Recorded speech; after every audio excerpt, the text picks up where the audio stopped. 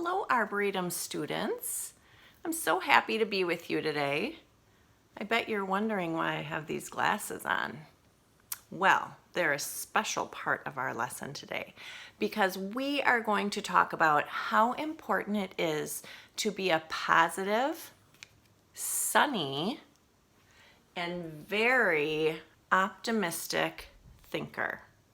Optimistic is a really big word.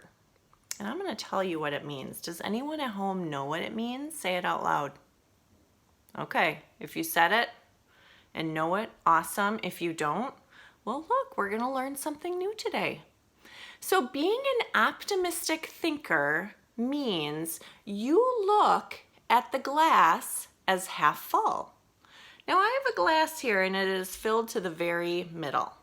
And there are two ways of looking at this glass.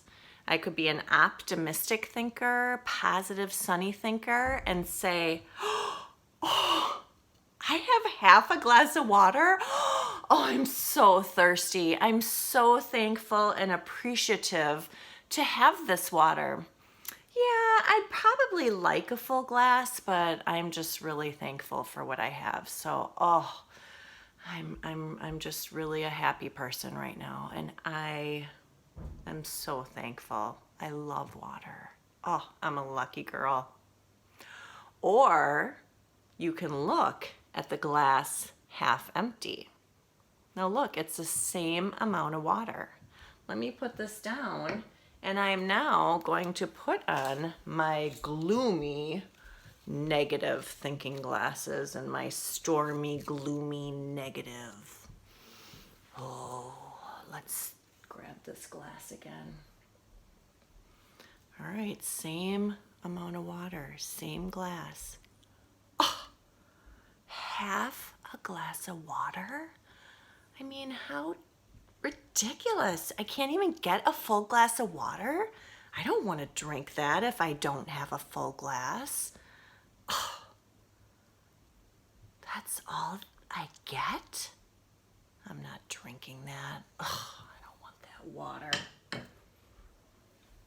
Same amount. You can choose how you want to look at that.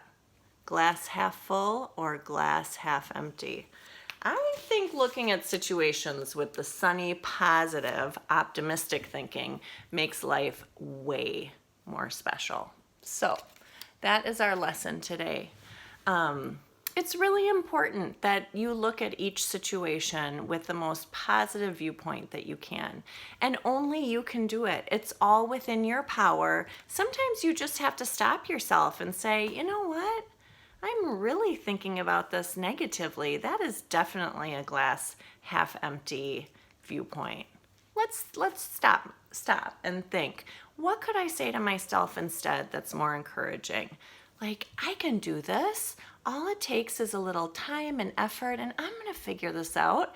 I'm a smart person. I can do this. And just believing in yourself, reminding yourself that we are learning and growing, and no one is expected to get everything 100% of the time right away. And that a lot of times when we make a mistake, that's when the best learning happens.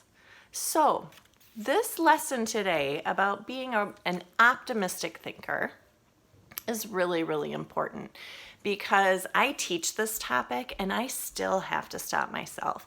It's human nature that we want to sometimes focus on the negative and what we didn't do well instead of all the things that we did do well and that we're trying and we're learning and we're working as hard as we can and putting in the effort. And that is what matters. So what are those positive thinking messages that you can give yourself throughout our time at home and online learning to say, hey, I'm trying my best and I'm working hard and I'm learning, and when something is hard, ask for help and keep focusing on those positive messages that you're giving yourself, because it just makes you feel happier, better about life, and it helps you to be a happier person. Okay? So our activity today for guidance is there are 3 really cute videos where the character in the videos is learning how to be an optimistic thinker. And it's really about choosing your story. What do you say to yourself? What do you tell yourself? And it's up to you to choose your best story. Are you going to focus on the negative and the gloomy and the dark thoughts and what isn't going well? Or are you going to shift your story, and the story you give yourself is going to be positive, encouraging? And also, if you make mistakes, it's okay. What can you say to yourself that makes you feel better instead of real negative thoughts? So you can watch those 3 videos, and then the activity is explained in the seesaw lesson. Thanks so much for visiting today, and it's good to be with you, and I will see you next week.